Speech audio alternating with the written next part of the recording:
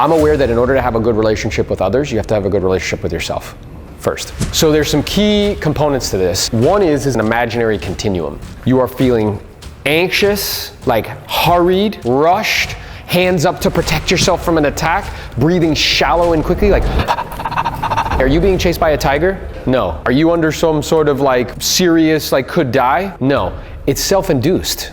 Now on the other end of the continuum is you feeling hands loosely, like spotlight of awareness, firmly rooted in the present moment. It can go out into the world into one direction to create, to produce, to love, and to enjoy. You are placing yourself somewhere on this imaginary continuum, whether it's conscious or unconscious. What's also true is something might happen that moves me towards the uptight end of the continuum. So what would be an example of something happening moving me towards the uptight end of the continuum? Yeah, deal falls apart. Girl on a horse. Girl on a, yeah. That's a different, yeah. What else could happen moves me to the uptight end of the continuum? Bad review. Bad review. Some people lose sleep over that shit, freak out over it. Yep. What else could move me to the uptight end? Somebody quits. Fight with a family member. Fight with a family member. So all of these things can move us towards the uptight end of the continuum. Here's the interesting part. How long I choose to stay there is entirely up to me. And if I exacerbate it or make it worse. So how could I exacerbate it or make it worse? So something happens externally. So let's say you get a shitty review. So you go into the world of mind, and who do you typically meet in the world of mind? Gremlin. Your gremlin, right? And your gremlin is your gremlin based on his or her intention. His or her intention is to pull you out of direct experience, this present moment called now, pull you into the world of mind and to keep you there for as long as possible, because in doing so, you're missing out on your own life as it unfolding in front of you. Everything's going, you wake up in the morning, did your affirmations, you fucking ate a good breakfast, saw the sunrise, you're like, today's gonna be fucking fantastic. You wake up, check your email, fucking 1-star review. Then you start to go like this towards which end of the continuum? Shitty. And you start to tense up, freeze up, and as you're going, what's happening up here? You're up in the world of mind, and what's your gremlin telling you? It's telling me that everyone's gonna fucking see this. Okay. Yeah, I'm the worst agent in the world. No one will ever want to work with me. Yes, and watch me. I'll never make any more money in my life, and I'll end up broke alone. So look at what just happened. I went from, everything's cool, man, this is great. Something happens. I start to, unconsciously, without me being aware, I'm starting to move towards the uptight end of the continuum. I go into the world of mind, my grandma starts to say all this stuff to me, and before I know it, in a minute, in an instant, I am crunched up, and it all happens like that. Now, I was completely unaware that I had any input in this process, that I had any control over this process in some form or fashion. And keeping in mind that uptight is a literal term. Up means up in the world of mind. So there's 3 different realms of awareness. The first realm of awareness is our surroundings. So if we practice this, like, okay, what I want you guys to do right now is to become aware of light and shadows in the room. Have that be your focus. Good. Now what I want you to do is shift your awareness to the sound of the air conditioning. Notice how before you weren't even aware of it, now it's super loud. So what we're doing here is we're playing with our awareness. And we can shine it in 3 different areas. One was your physical, external, like your immediate environment. Things you can pick up with your sensory receptors, sight, sounds, things in your visual field. The second realm of awareness is what's going on internally. Breathing, sensations, feelings. So let's play with that for a second. Just go ahead and close your eyes for a moment. Drop your awareness inward. And like really check in, do like a body scan. Notice the path of your breath as it comes in, slides in front of that beautiful, pure, uncontaminated heart of hearts of yours in the center of your chest, fills up your belly, and slides right back behind your heart of hearts on the way out. Notice any tension you may feel in your body, if any at all, maybe in your face or your jaws or your forehead. And there's no struggling here, there's no straining, there's nothing for you to figure out, nothing for you to analyze, nothing for you to accomplish. All that's required is some effort. And that effort is for you to guide your spotlight of awareness where you want it to be, which at this moment is on what's going on inside. And keep in mind, guys, there's no right or wrong way to do this. Whatever you're doing is perfect. Now take that spotlight of awareness of yours, which again is firmly rooted in the present moment called now, which you have the ability to control and shine moment to moment, breath to breath. And at this moment, shift it from your body now to your face. Simply noticing any tension that may be present in your face, maybe in your jaws or in your forehead. Now you may notice as we're doing this, as we're playing with our spotlight of awareness, it may want to drift away and go someplace else. Maybe it's drifting away to noises that you're hearing. Maybe it drifts away up into the world of mind, thinking about something you have to do. It's perfectly okay. It's normal, it's natural, it's like rain and sunshine. If and when you notice that, just gently and purposefully and intentionally guide your spotlight of awareness back to where you want it to be, which at this moment is on your face. Noticing the area around your eyes and your eyelids, and particularly your eyes and the weight of your eyelids against your eyes. Take your spotlight of awareness, which again is firmly rooted in the present moment called now, which you have the ability to control and shine where you want it to be, and shift it into the world of mind, and just simply notice what's going on there. And as you go up into the world of mind, remember that your mind belongs to you, you do not belong to it. It's a tool for you to use and to manage. Now take that spotlight of awareness of yours, which again is rooted in the present moment called now, which you have the ability to control and shine where you want it to be, moment to moment and breath to breath, and shift that awareness now back to your face, specifically the area around your eyes and your eyelids, noticing the weight of your eyelids against your eyes. And when you're ready, there's no rush, but when you're ready, just go ahead and open your eyes up. This ability to be able to intentionally and purposefully guide our spotlight of awareness where we want it to be is directly correlated with you being really connected with what's true for you, right? You being able to be centered and clear and to check in with yourself. I've also found it's exceptionally helpful with deploying EQ in communication with people. Because there's two components to this relationship game. One is the relationship that you have with yourself. The second is we live on a planet in which we interact with other humans. Everything that we have, everything that you have at this moment has been touched by human hands. Everything comes to us through other humans, so we have to interact with other humans, and with other humans comes conflict or miscommunication, things of that nature. But where it begins is it begins with my relationship with myself, and this is a critical component of that, because all the way up to those 100 deals, and what it was creating in my body, because I was doing what Greg was doing, but just doing it every single day. And then what's a yummy, delicious byproduct of that is that level of awareness helps you to be able to connect with people at a higher level, because you can notice things as they're coming up. Yeah, so my ability to be able to deploy that is directly correlated with what we just did, is to be as centered and clear as possible, so that way I can notice things as they're coming up. And then I can share what's true for me as it's coming up. So there's this really interesting misconception. So the misconception that we have is that things happen, and then I have my response or my reaction to those things that happened. And that's how 95% of the population lives their life, right? And so they're constantly doing what? Blaming others, external circumstances, blah, blah, blah, blah, blah, as though others are responsible for where they are in the imaginary continuum. Whose responsibility is where you are in the imaginary continuum? It's mine, bro. So what's actually true is that there's a step in between. Events occur, my response or my reaction, but there's a step in between. The step in between is my opinions or my judgment. So something takes place, I have an opinion or a judgment about what's happening, then I have a response or a reaction. Okay? So if this is accurate, so let's play this out. So something happens, let's say you get a shitty review. What is, and I think, okay, I just respond or I react to that, but what's happening in this step? What's my opinion or my judgment? I'm never gonna get another thing, all this shit's gonna fuck up, blah, blah, blah. And then I have my response or my reaction. What's causing the pain is actually my opinion or my judgment. It's not, right, this is what's causing it.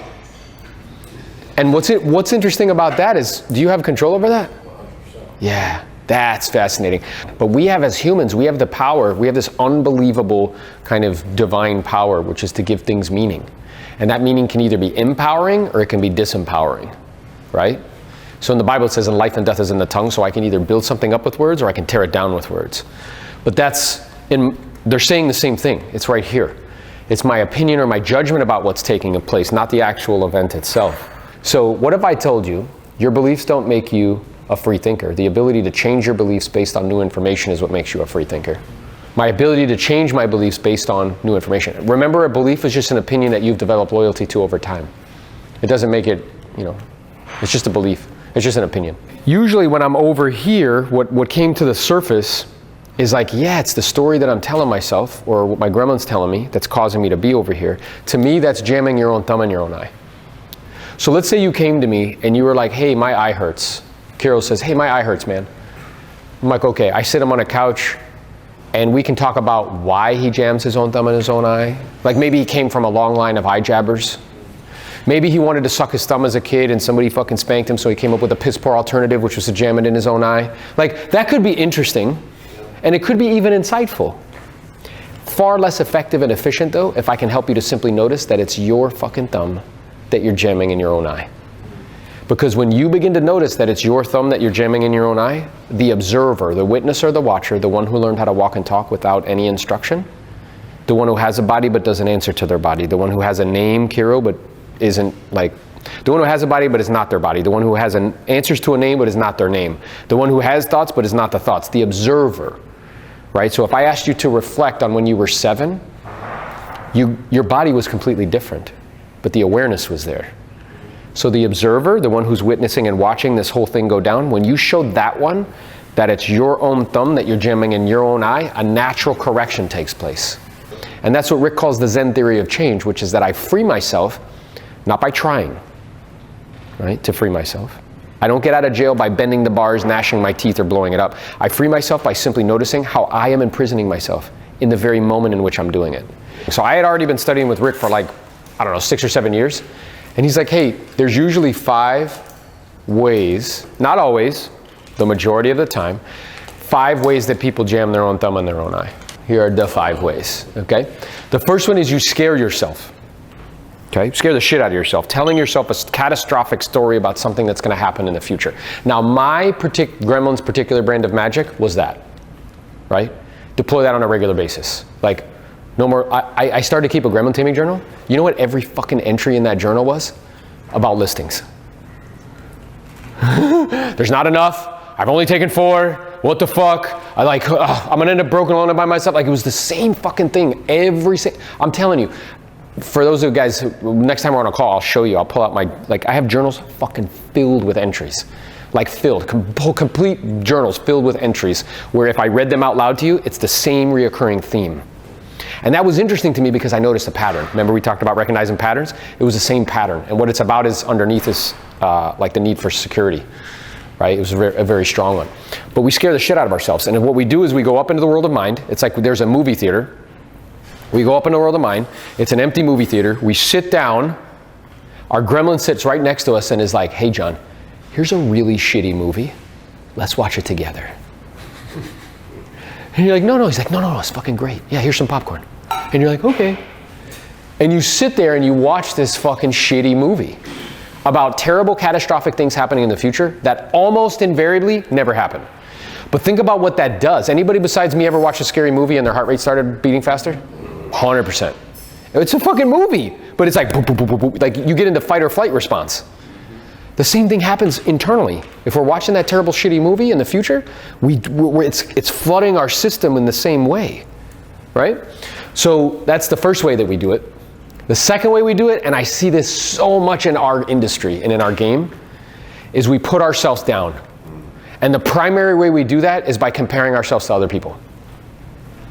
Well, fuck, like Mark, he just figured out that probate shit and he's just like crushing it, man. I'm not doing that. Fuck. Or you know what, Greg, he made $317,000 on a flip. Like, I wish I could do that. Or fucking Jose with his social shit. We're just comparing ourselves to other people and we put ourselves down, right? Which again is a form of eye jabbing. So we scare the shit out of ourselves. We put ourselves down by comparing ourselves to other people.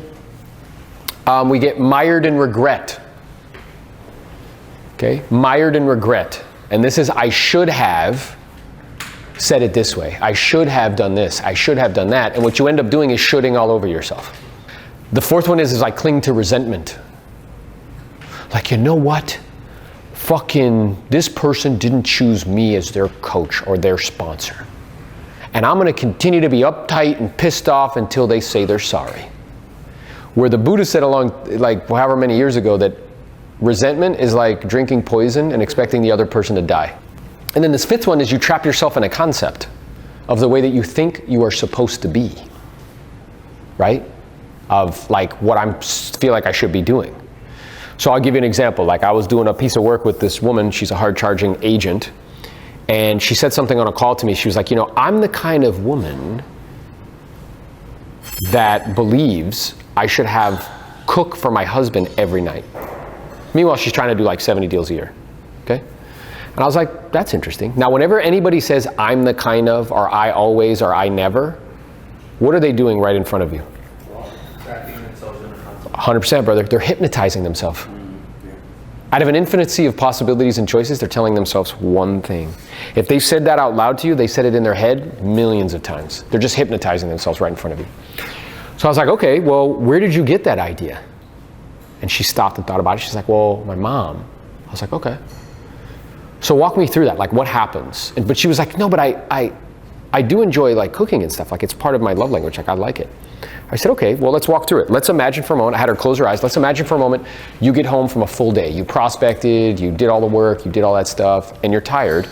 And now you're walking into the kitchen. Like, are you physically somewhere where you can walk into your kitchen? She's like, yep. I'm like, all right, walk in. And imagine you have this thing, this thing on your backpack. I have to do this. I have to cook a meal.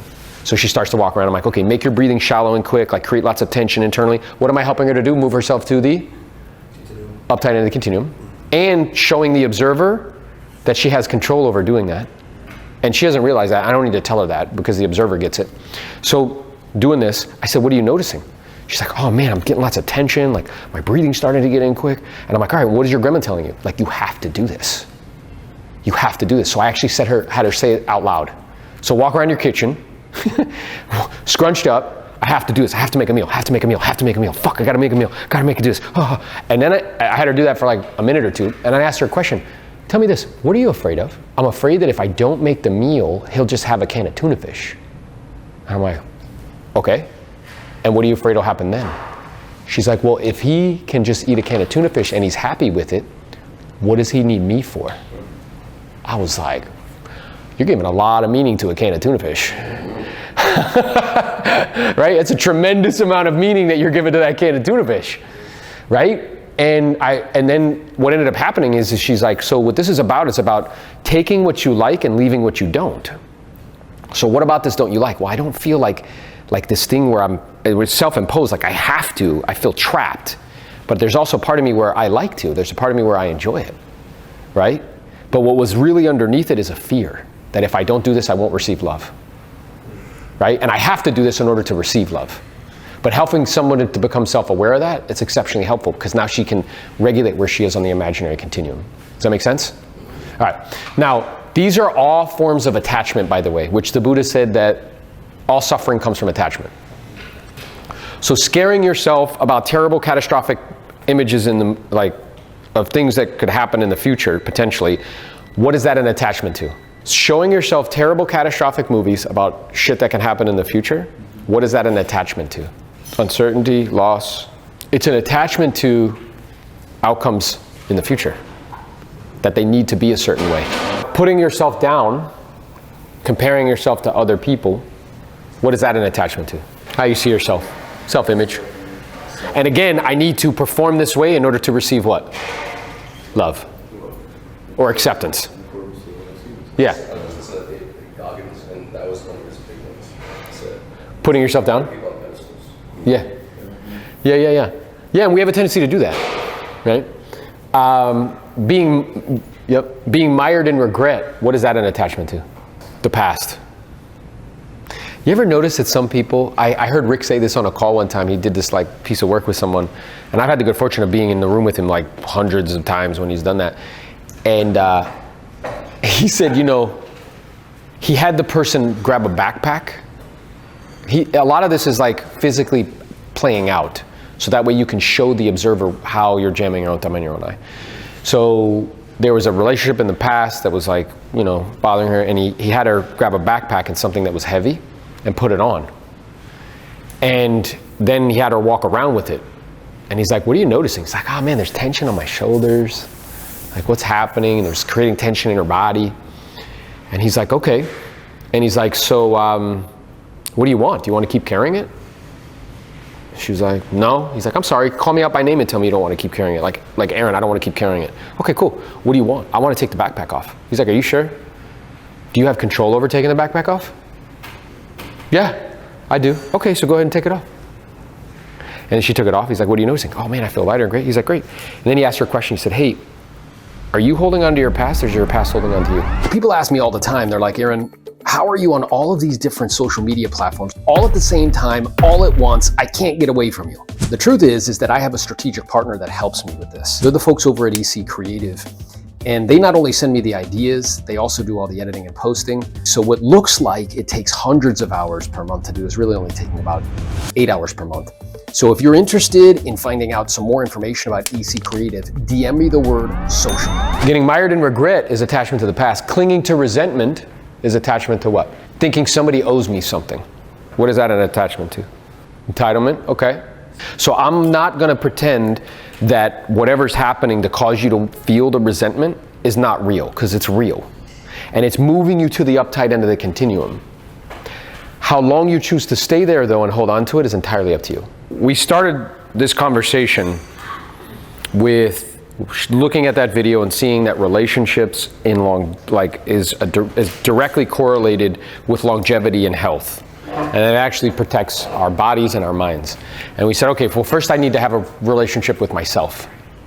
And we worked on that, right? In terms of spotlight of awareness, things of that nature, that imaginary continuum piece, so we can see that. And you're right as far as anchoring is concerned, because with the imaginary continuum, I want you to, like, in your mind, have a visual of that. So you can see in experiences that you have, like, hey, where am I in the imaginary continuum right now? And what happened to cause me to get here? And how long have I been here for? And am I telling myself some sort of story? Am I grappling with my gremlin? Or is it my opinion or my judgment about what's happening that's keeping me here, right? So then I can regulate where I am on that imaginary continuum. That's an exceptional skill to have, right? Exceptional skill. At the same time, we also live on a planet where we have to deal with other humans. So it would be one thing if I didn't have to deal with other humans and I can regulate where I'm on the imaginary continuum. That'd be cool, but we are, not only in a business, but in our experience in life, we have to deal with other humans. So there is a system for having authentic, meaningful conversation with other humans, exchanging information, and it's called I Create. So what I love about this acronym is it's stating specifically what we're doing. I create. I am consciously and purposely creating these types of experiences for myself and other people. And the I stands for intention. So intention is like a colorful dye. So if you dropped food coloring red food coloring into a bottle of water, the first drop you won't really notice, second drop it'll turn, as you continue to drop drops in, it turns pink, then a little rose colored, and it keeps getting deeper and deeper until it turns red. Intention is the same way. So if my intention is to take something from somebody, what is my tonality going to be like? Aggressive. Yeah, what are my choice of words? About you. About me. I'm probably going to lead with authority, right? How about my body language if my intention is to take something from somebody? Space, taking up space. Yeah, taking up space, like all that. So it bleeds into everything. And you have to be a sociopath to hide it. Hide intention, right? I'm sure you've been around somebody where you knew that their intention was to take and you could feel it. But it's like, how did you come to that conclusion? It's like we all speak a language, but we don't realize that it's like this unspoken agreement that there's this language that we speak, but we don't talk about it. And that's the I. And the C is connection. And connection is like, it's like electricity to a Tesla. Like without the electricity, the car won't go. And you know when you're connected with somebody. Remember, words are just half-ass attempts to try to describe a feeling. Vibe is a word to try to describe a feeling. Flow is a word to try to describe a feeling. And they're like one-dimensional. They're like a note card. It's just a label that we put onto something that's multi-dimensional, multifaceted, right?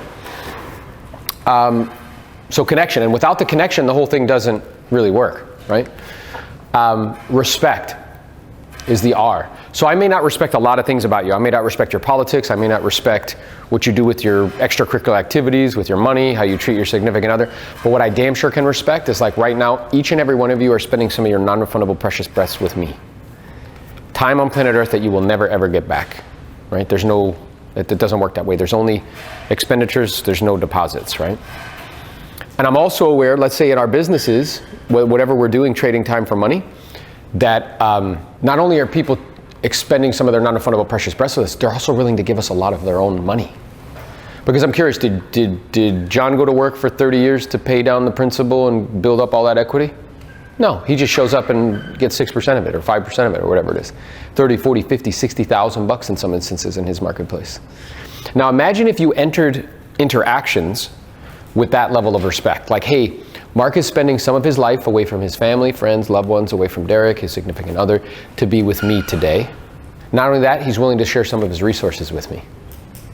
How would that change the interaction? How would that alter? Your intention, it would make sure your intention was. Yeah, and then when I said thank you, I would mean it. So first and foremost, I just want to begin our time together, Jose, just by saying thank you for providing me the opportunity to share some information with you and potentially help you in some way. But I mean it. And when we were on a Clubhouse call recently, I shared that with people. I'm like, bro, like you guys are, and I understand.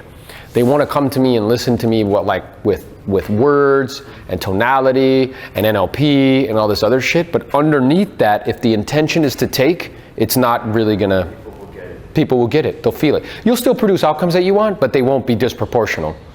They won't be, unfair share.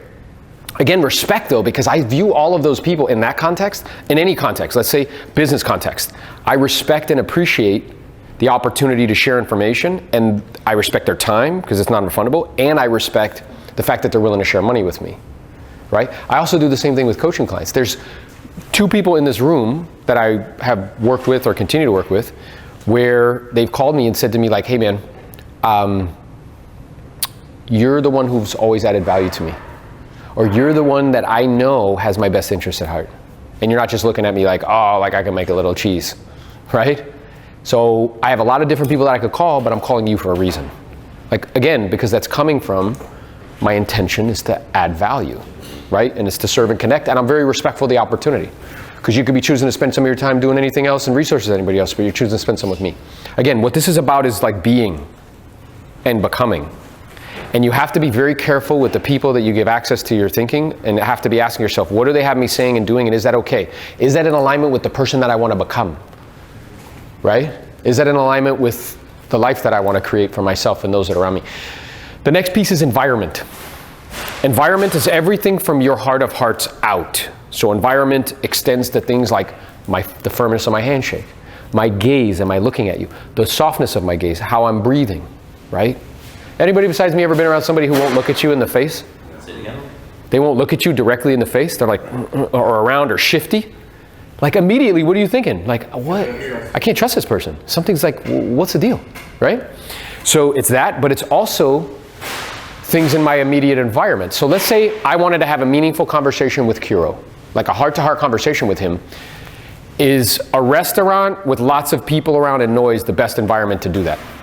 No, it's just not. It's not conducive for connection though.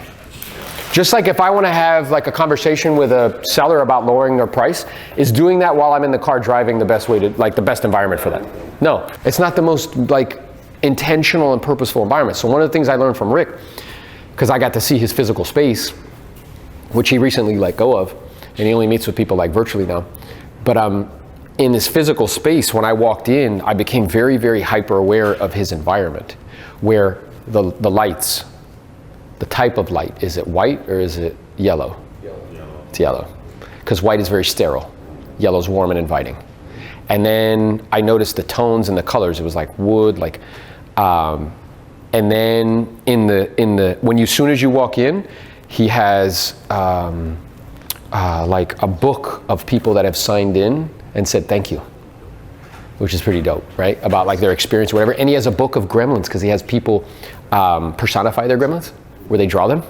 So there's a book of all these different young people, old people, like, and you could just flip through like while you're waiting to see them, like, oh shit, that's pretty cool. And what their gremlins are saying to them, like in a little bubble.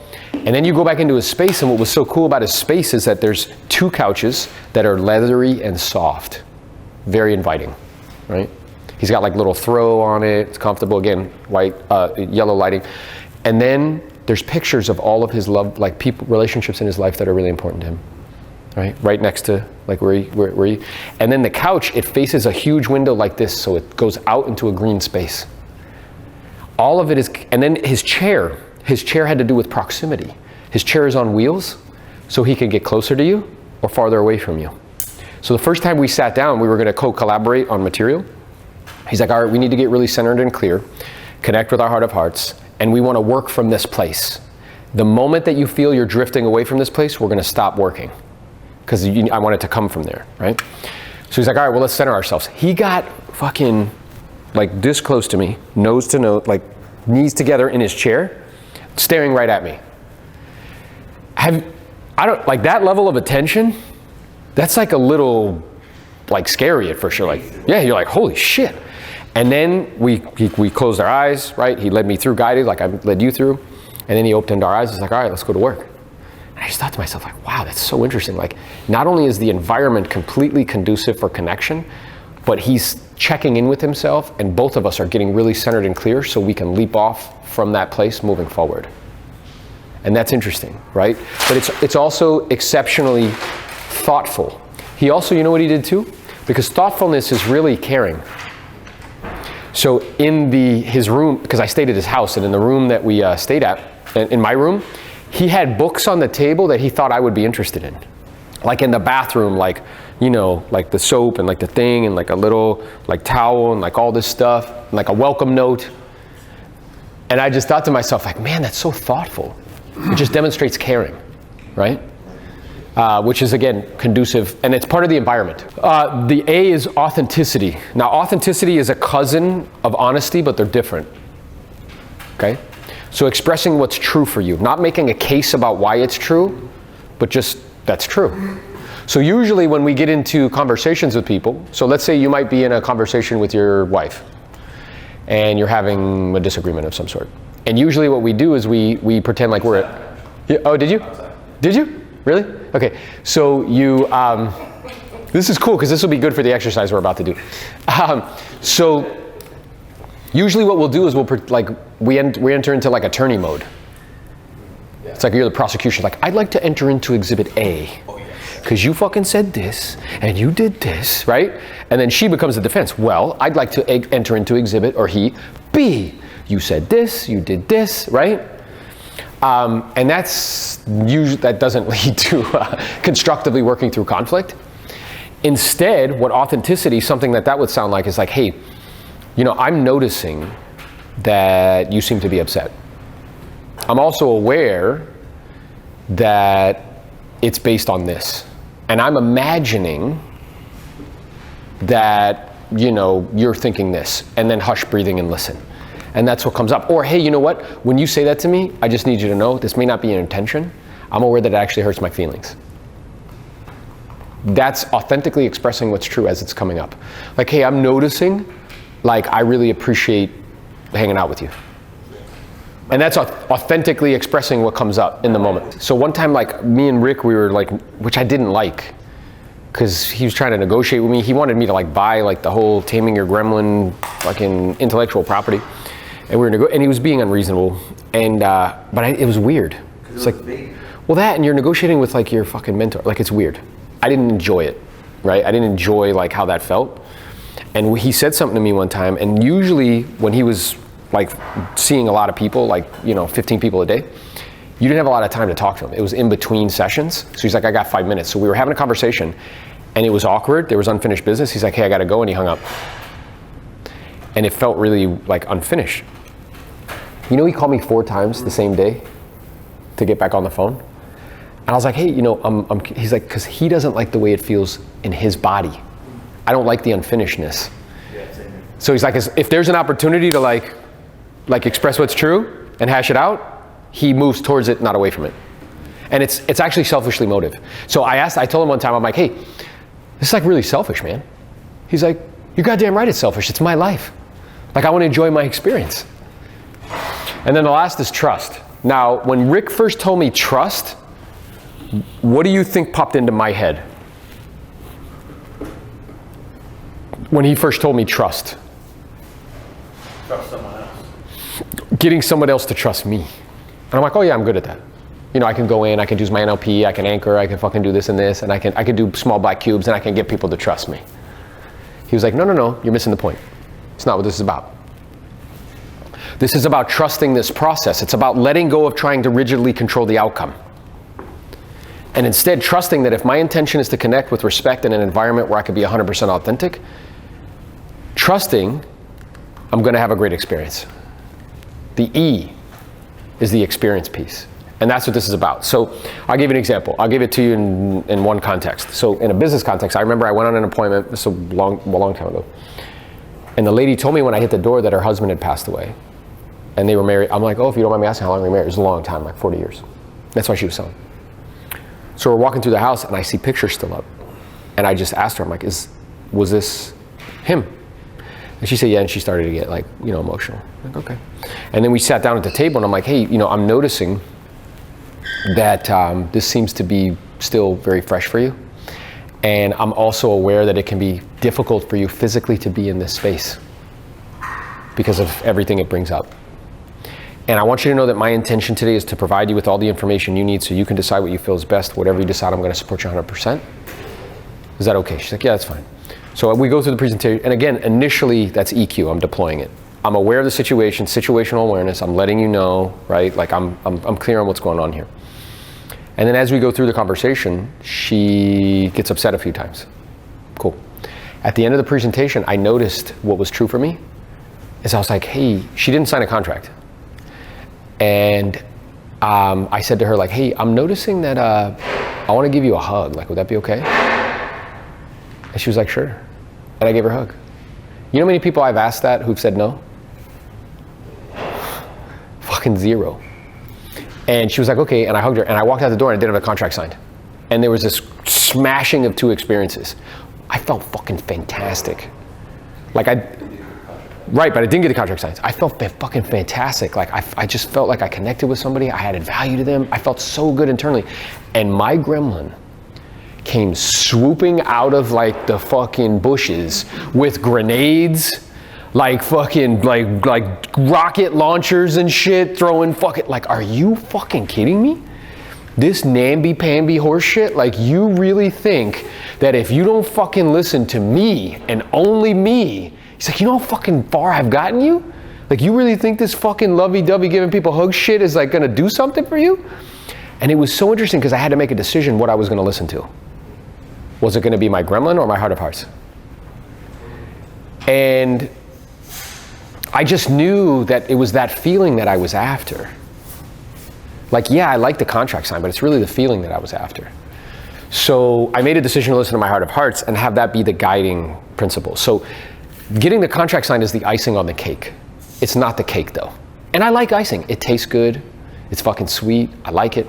The cake is the experience underneath. So this is I create. Now, then there's another tool that we have at our disposal called responsible semantics. So you hear me do this all the time. And some of you who, have been playing with Gremlin taming for a while know this. It's a gentle reminder. There's specific semantics that you can use, and this will be good for you, John, as you're having conversations with your significant other. And these are the semantics, okay? And I remember responsible semantics, I used to think that this was for the other person. It's not, it's for you. So when you say I'm aware, what does that cause you to become? Aware. It causes you to actually be aware. When you say I'm noticing, what does that cause you to do? Notice. Notice. Cause you to get clear on what you're noticing. When you say I'm imagining, what does that do for you? You're reminding yourself, I could be completely making this shit up. You'll hear me say a lot too, my hallucination is, why am I saying that? I'm reminding myself like I'm making this up. I don't know if this is accurate or not. Or I'll say to you guys, whether it's in a group call or an individual call, it's like, hey, here's what I'm noticing. I don't know if this is true or not. Like, let me know if this is accurate. What does that cause you to get really clear on? What you want to know. What you want to deploy. How hard is it to actually say what it is that you want? It can be hard. It can be very hard. Ryan, I remember there's a story that just popped into my head with this and responsible semantics. Like, it was a while ago, and you were dating someone, and it had been going on for a little bit, and you weren't feeling it anymore, and your tendency in the past would have been to do what? Ghost them. Ghost them, hard. Yeah. Fucking just disappear off planet Earth. Hard ghost. Look at John. John's like, fuck those guys, yeah. That's a great strategy. So, and I said to him on a call, again, lovingly, I'm like, dude, you have two options and choices. Like, I'm not gonna slap your wrist and be like, naughty, naughty. That's like, don't do that. I'm aware that each one of those have different experiences internally. And you have a choice. You can either be a chicken shit, which is what ghosting is, and hiding, or you can show up fully and completely and express what's true. Either one's up to you, and whatever you decide is fine. Like, he had an option and a choice, and this is how you deploy this, because remember, we started this idea, relationships matter, they're part of longevity, they actually protect us, they protect our body, they protect our minds. So first is a relationship with ourselves, the second is the relationship with other people.